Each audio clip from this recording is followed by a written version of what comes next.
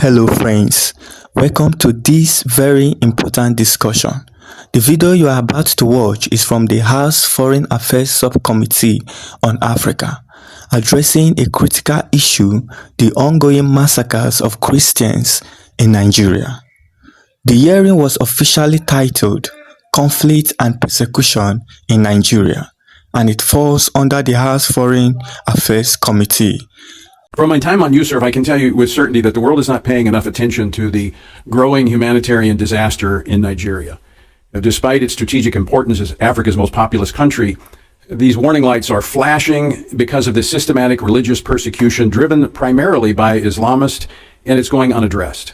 Christians are the primary targets. They're murdered, kidnapped, raped, and terrorized on almost a daily basis, as has already been discussed. Former Secretary of State Antony Blinken later suggested in a meeting with USERV members, which I was present, that these massacres were caused by climate change, that desperate Fulani herders were simply looking for pasture land. Let me be clear, this is not about climate change. It's about a violent extremist ideology that seeks to eliminate Christianity from Nigeria's northern and central regions. The evidence is undeniable. This is systematic religious violence. The U.S. government must act, and they must act now. Nigeria must be redesignated a country of particular concern. One of the major takeaways from this hearing is that they have authorized President Trump to redesignate Nigeria as a country of particular concern, which is CPC. What does this mean? If Nigeria is placed back on the CPC list, sanctions may follow, affecting diplomatic relations and international aid. But how did the Nigerian government respond? Following the hearing, the Nigerian Ministry of Information released an official statement denying that any form of Christian persecution is happening in the country.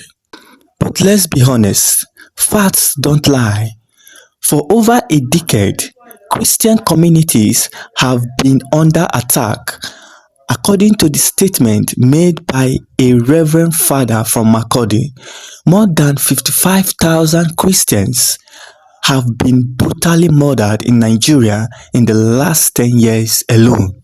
Alright, let's see the press release by the government denying it, saying that no Christian persecution is happening in the country. It reads, "The Ministry of Foreign Affairs wishes to express strong concern over the recent wave of misinformation and misleading reports regarding the supposed targeted killings of Christians in Nigeria. The unfortunate development is intended to influence foreign governments, especially the United States government, to designate Nigeria as a country of particular concern, CPC, due to the violence against Christians. While the federal government acknowledges the security challenges confronting the nation, it is imperative to clarify that these negative activities are not driven by religious bias, nor targeted against any particular religious group. It should be noted that the majority of incidents relating to insurgency and banditry that occur in the predominantly Muslim northern part of Nigeria are not targeted at followers of a particular faith or religion. Any narrative that seeks to give such incidents a coloration of religious persecution is erroneous and misleading. Nigeria is a multi-ethnic and multi-religious nation, and the government remains committed to protecting the lives and properties of all citizens, irrespective of faith, ethnicity, or gender. The security issues in Nigeria are complex and multifaceted and manifest as criminality, terrorism, and communal clashes, including farmer-herder confrontation that do not have any religious connotation. The government of Nigeria, under the leadership of President Bola Ahmed Tinubu, has taken significant steps to address these security concerns, including the development of security forces, intelligence gathering, and community engagement initiatives. Indeed, the military has recorded substantial gains in curtailing the activities of bandits and insurgents. Friends, a lot of things was said in the press release, but we take a pause here. Like already said, the facts speak for themselves, despite the fact that the government might try to deny them. We have seen it over and over again. Entire villages burned to the ground, homes destroyed, families displaced. The pattern is clear. Armed attackers invade Christian communities, destroy homes.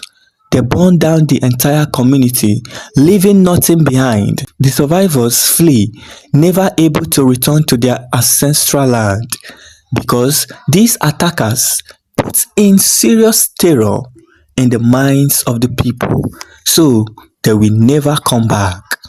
Why burn homes after driving the people away? Because the goal is not just to kill, it's to take over their land permanently.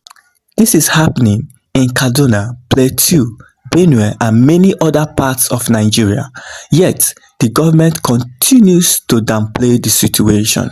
Where is justice? No one is ever caught. The worst part of this tragedy, the attackers are never arrested. No one is tried in court. No one is convicted. No one is punished. Meanwhile, the victims, men, women, children are left to suffer, with thousands now living in IDP camps. Think about this. Nigeria is not officially at war, yet it has some of the highest numbers of displaced people in Africa. How can anyone say this is not a crisis? Let's talk about a case that should shock every Nigerian. A Christian farmer from Adamawa State was attacked on his farm by an armed man. He fought back in self-defense, overpowered his attacker in the struggle. What happened next? Instead of protecting him as a victim, the Nigerian government charged him with murder. He has been sitting on death row for over 10 years. His final appeal was taken to the Supreme Court. The Supreme Court upheld his death sentence. This is why many no longer trust the system. If the law cannot protect innocent citizens, what kind of justice exists in the country? Just as some are also claiming that the farmer herder crisis is caused by climate change. Oh my goodness, can you imagine? That is the most ridiculous thing ever said. Let's be real, this is a deliberate and systematic problem caused by government negligence. If this was simply about climate change, then why are herders not adopting modern ranching methods, especially in this modern day and age? You will see the herdsmen herding their cows for thousands of kilometers around the country. At the end of the day, the cows are still underfed. Herders too are frustrated because they have been trekking long distances. Imagine trekking for days, even months, just because you are herding cows. So if the Nigerian government is truly serious about solving the problem, they should encourage these people to buy lands with their own money. They are doing business. The cost of a car now is outrageous. Some of these cars cost over 1 million naira. So it's a profitable business. If a herder can afford to sell cars that cost over 1 million naira each, why can't they buy land like other businesses does and then they do ranching? Why do they feel entitled to invade farmlands, destroy crops just to feed their cows? Ranching is the way forward. If Nigerian leaders were truly serious, they would enforce policies that force cattle owners to buy land like any other business does. Instead, they allow this crisis to continue, fueling violence and displacement. The government should take up responsibilities, and the fastest way to end this crisis is simple. No criminal should go home free. No attacker should escape justice. No terrorist should be allowed to continue their killing spree. The security agencies must pursue these killers relentlessly until every last one of them is caught and prosecuted. Because when criminals know they can kill, destroy and disappear without consequences, they will continue to do so. And that is exactly what we are seeing today. Alright, the facts speak for themselves. The Nigerian government can deny the truth, but they cannot erase the facts. The suffering is real. The displacement is real. So guys, what are your thoughts and way forward? Put them in the comment section, and don't forget to subscribe, like and share this video for people to be aware of what is happening in the country. God bless everyone.